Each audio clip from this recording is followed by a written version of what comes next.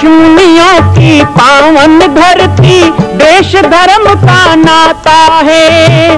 कहते सारे लोग यही है, वो हमारी माता है।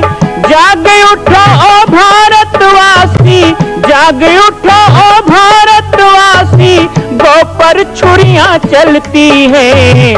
बंद करो गो माँ की हत्या, सारी जनता कहती है। बंद करो गो माँ की हत्या, सारी जनता कहती है।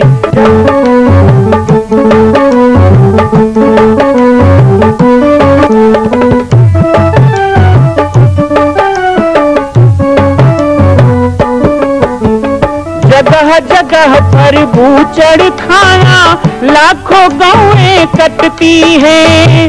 किसे सुनाए व्यथा हमारी, नैना नीर बहाती है। रक्षा करना गौ माता की, रक्षा करना गौ माता की, गीता ज्ञान सिखाती है।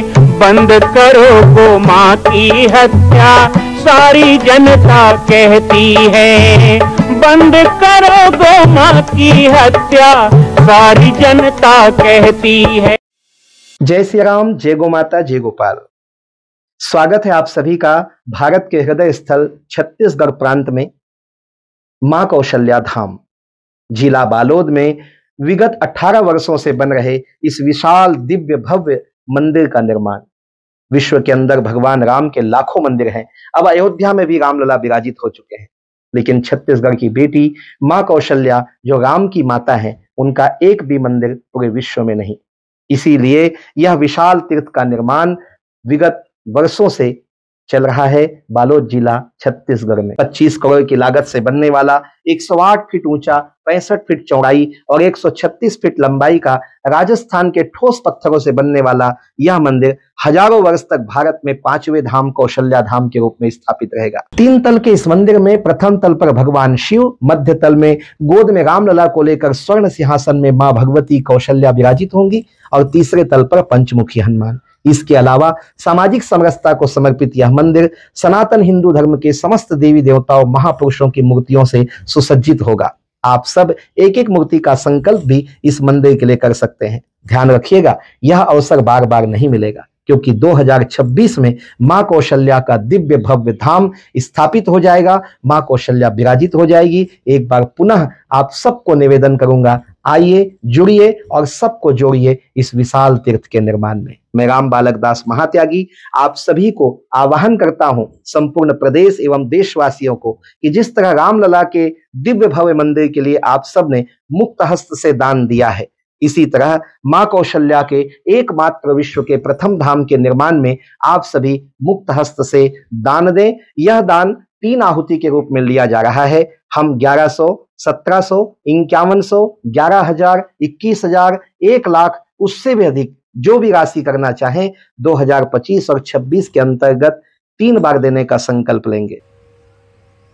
आप प्रतिदिन जीवन नहीं जी रहे हो, प्रतिदिन मंथन कर रहे हो। मंथन ही कई प्रकार के रत्न पैदा करता है। जो है कोई खराब चीज नहीं, रत्न अस्तित्व नहीं है, इसको मृत घोषित करना है कल, तो आज रात को इंजेक्शन लगाया और जाके सो गया। उसको पता था कि सुबह चौकीदार आके बताएगा कि फलाना नंबर बेड का मरीज मर चुका है, और परिवार वालों को बुलाएंगे और इसका क्रियाक्रम कराया जाएगा। सुबह खट खट खट खट दरवाजा बजी, डॉक्टर समझ गया कि चौकीदार आ गया, वो मर गया होगा, लेकिन दरवाजा खुला तो डॉक्टर बेहोश, क्योंकि जिसको इंजेक्शन लगाया था 15 साल बाद वही खड़ा था सामने। खट खट खट खट खट। धन्यवाद, आपने ऐसा इंजेक्शन लगाया रात को, इतने दिन से क्यों नहीं लगाया? 15 साल से मर रहा था, आज लगाया। बोले तुझे तो मारने लगाया था, तू जिंदा औषधि है। कभी कभी कोई घर जहर पीने से बच जाता है, ध्यान रखना। घर में कलह हो ना, तो कलह को पी लेना आपके परिवार को बचा सकता है, और उस कलह को उगल देना परिवार को खत्म कर सकता है। कभी कभी शिव भक्त को चाहिए, हम कैसे शिव भक्त हैं, हम थोड़ा भी सहन नहीं कर सकते, थोड़ा भी पचा नहीं सकते। उन्होंने हलाहल कर पी के पचा लिया। यहाँ गले में नीलकंठ बन गए, यहाँ रख लिया। अंदर जाएगा तो मृत्यु और बाहर आएगा तो परिवार समाप्त। तो क्या किया, गले में धारण, नीलकंठ बने। हम तो तैयार होते हैं, जब कोई कुछ कहे तो फटाक से उत्तर देना है, नहीं करना चाहिए। शिव के गुणों को धारण करना। 8 प्रकार की हिंसा कही गई, 8 प्रकार की हिंसा, अष्ट हिंसा से बचना। नारद जी ने जब ब्रह्मा से पूछा कि हे प्रभु, हिंसा से बचने का उपाय बताएं और हिंसा का स्वरूप बताएं, तो भगवान ब्रह्मा कह रहे हैं अष्ट हिंसा ततो त्याज्यम। 8 प्रकार की हिंसा नारद, इसको त्यागना चाहिए। समर्थ शिव को प्राप्त करने के लिए हिंसा का त्याग जरूरी है। समस्त जीवों, भगवान शिव का एक नाम है पशुपतिनाथ, है ना। हमारे छत्तीसगढ़ में एक जगह है बिल्हा, वहां बिल्हा में जमीन की खुदाई से एक रुद्र महादेव की मूर्ति निकली है। बहुत पुरानी मूर्ति है, 3वीं शताब्दी की मूर्ति है। लेकिन क्या कल्पना है। आप मोबाइल में आजकल सब है, आप गूगल में सर्च करना तो रुद्र देव की मूर्ति निकली, और रुद्र की मूर्ति में स्वरूप दिया पशुपतिनाथ। कैसा स्वरूप बनाया, तो उनकी नाक जो है ना वो छिपकली की है, उनके कान बिच्छू के हैं, उनके जो सीने का भाग है वो कछुए से है,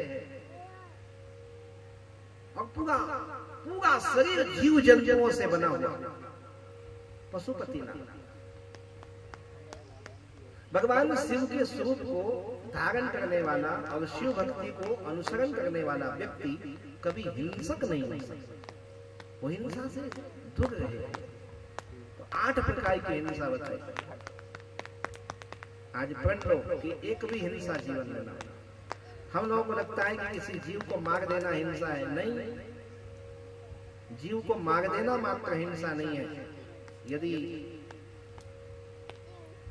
किसी राजा के राज्य में हिंसा होती है ना, तो उस राजा को भी हिंसा का दोष लगता है। किसी राजा के राज्य में हिंसा होती है तो उस राजा को भी हिंसा का दोष लगता है। और इतना ही नहीं, यदि कोई हिंसा के लिए, उद्योग के लिए हिंसा करता है। कई लोग कहते हैं नहीं हम मांसाहार नहीं करते, हम जीव अपने घर में नहीं मारते, लेकिन हिंसा के उद्योग से वो जुड़ा हुआ है, तो वह भी हिंसा के दोष का भागी है। हिंसा को सहन करने वाला भी हिंसक है। आपके घर में, आपके पड़ोस में, आपके मोहल्ले में, आपके कॉलोनी में किसी प्रकार की मानसिक हिंसा, शारीरिक हिंसा हो रही है, आप उसका प्रतिकार नहीं करते, आप उसका विरोध नहीं करते, तो वह भी हिंसा है। हिंसा के लिए जीव पालना भी हिंसा है। कई लोग जीव पालते हैं और अच्छा मोटा मुस्टंडा हो गया तो बेच देते हैं, कहते हैं नहीं हमने हिंसा नहीं किया, हमने तो बेच दिया। आजकल तो लोग गाय को बेच देते हैं, गाय जब दूध देती है तो ठीक, नहीं दी तो बेच दिया। कई प्रकार के जानवर पाले जाते हैं, बेचे जाते हैं, वह भी हिंसा है। यहाँ आगे ब्रह्मा जी कह रहे हैं अष्ट हिंसा में नारद, केवल कर्म से हिंसा हिंसा नहीं है, तो मन से भी हिंसा हिंसा है। मन से किसी के लिए कुटिल भाव करना। गोस्वामी तुलसीदास जी ने रामचरितमानस में इसे कहा। जब कहा गया सबसे बड़ा धर्म क्या है और सबसे बड़ा पाप क्या है, सबसे बड़ा पुण्य क्या है, तो स्पष्ट रूप से गोस्वामी तुलसीदास जी कहते हैं परम धर्म श्रुति विदित अहिंसा, परम धर्म श्रुति विदित अहिंसा, पर निंदा सब अघन गिरीसा। पर निंदा, दूसरे की निंदा करना, इससे बड़ा अघ पाप नहीं है। और परम धर्म श्रुति विदित अहिंसा, अहिंसक रहना, इससे बड़ा कोई पुण्य नहीं है। सबसे बड़ा धर्म अहिंसा और पाप निंदा है। किसी की निंदा करना भी हिंसा की श्रेणी में आता है। इसलिए 4 लोग बैठे तो भगवत चिंतन करें, 4 लोग बैठे तो अच्छी बातें करें, 4 लोग बैठे तो किसी की निंदा नहीं करनी चाहिए, नहीं तो आप हिंसा कर रहे हो, वचन हिंसा। कबीर की भी बड़ी भाषा प्रसिद्ध है, कबीर ने बहुत अच्छा कहा, बात संभाल के बोलिए, बात के हाथ न पाओ, बात संभाल के बोलिए, बात के हाथ न पाओ, एक बात मरहम करे, एक बात करे घाव, एक बात मरहम करे, बोलो तो शीतल और एक बात करे घाव। अंधा का बेटा अंधा कहने वाली द्रौपदी को कितना झेलना पड़ा।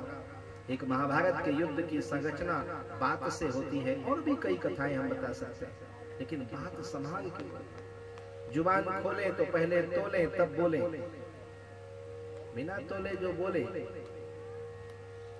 सहसा करी पाछे पछताही, कहीं वेद बुध ते बुध नाही। ये लक्ष्मण को डांटा गया। जब चित्रकूट में भरत जी आए और लक्ष्मण ने भरत के लिए कटु शब्द कहे तो राम ने डांट के कहा, लक्ष्मण बिना समझ के बिना मतलब के कुछ भी दिमाग में आया बोल दिया। ऐसे लोग मूर्ख होते हैं। किसको कहा? लक्ष्मण को। हम कुछ भी बोल देते हैं ना, पहले सोचना। बहुत अच्छी बात किसी ने कही है कि मुझे गुस्सा आए तो मैं क्या करूं। कई लोगों से जब मैं कहता हूं बात संभाल के बोलिए, हमको गुस्सा आता है तब क्या करें? गुस्सा आता है तो क्या करें? क्रोध करिए। गुस्सा आता है तो क्रोध करिए, मना थोड़े कर रहा हूं, क्रोध करना गलत नहीं है, लेकिन थोड़ा इंतजार करिए। गुस्सा है ना तो आदमी इंतजार नहीं करता है, अंधा हो जाता है ना? गुस्से से अंधा हो जाता है। फटाक से बोलेगा नहीं तो फटाक से देगा। कई लोग तो गोली बंदूक वाले रहते हैं, उठा के ढाए ढाए खत्म करो काम। गुस्सा आता है, क्रोध आता है तो अपने पे संयम करिए। आप सबको पता है ना कि जब गुस्सा आता है तो उल्टा सीधा बोल देते हैं और फिर 10 मिनट के बाद में अरे हाय मैंने क्या कर दिया। तो फिर आजकल बड़ा अच्छा तरीका है, मोबाइल उठा के सॉरी लिखते हैं, लेकिन 10 मिनट बाद सॉरी का क्या करें? अचार डालिए उसका। पहले तो जो मुंह में आया बोल दिया। वही 10 मिनट थोड़ा शांति रख लेते, धीरज रख लेते, संयम रख लेते, वेट कर लेते, इंतजार कर लेते। 10 मिनट बाद सोचेंगे क्या करना, वहां से हट जाओ। मौन करे तो गुस्सा मरे, मौन करे तो गुस्सा मरे।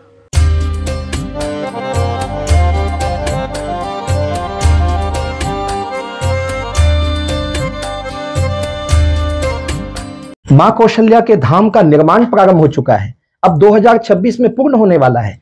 अरे अंगद हनुमान नहीं तो गिलहरी तो बनिए। एक छोटा सा संकल्प आप अपने मां भगवती के लिए नहीं कर सकते हैं? यदि आप राम भक्त हैं तो मैं चाहूंगा कि मां कौशल्या के धाम के निर्माण के लिए आप अपने जीवन का एक अंश जरूर समर्पित करें। आइए हमारे नीचे चल रहे व्हाट्सएप नंबर और अकाउंट डिटेल पर संपर्क करके अपने जीवन का एक अंश लगाकर आप भी पुण्य के भागी बने। मैं राम बालक दास महात्यागी, मां कौशल्या धाम, जिला बालोद, छत्तीसगढ़ से। मां कौशल्या की पावन जन्मभूमि छत्तीसगढ़ प्रांत में बालोद जिला में स्थित है श्री सर्वसिद्ध शक्तिपीठ जामड़ी पाटेश्वर धाम। परम पूज्य सद्गुरुदेव राजयोगी बाबा जी की तपस्थली श्री पाटेश्वर धाम और विश्व के अद्वितीय मां कौशल्या जन्मभूमि मंदिर निर्माण का दर्शन करने और इसी प्रकार समसामयिक विषयों पर अपना ज्ञान वर्धन करने के लिए और 10,000 गायों के लिए बनने वाले श्री हनुमान नंदीशाला गो अभ्यारण्य का समाचार प्राप्त करने के लिए आप सभी देखते रहें YouTube चैनल पर राम बालक दास, और हमारे चैनल को आप सभी सब्सक्राइब करें, घंटी का बटन दबाएं ताकि आप सूचनाओं से जुड़े रह सकें। जय श्री राम, जय गौ माता, जय गोपाल।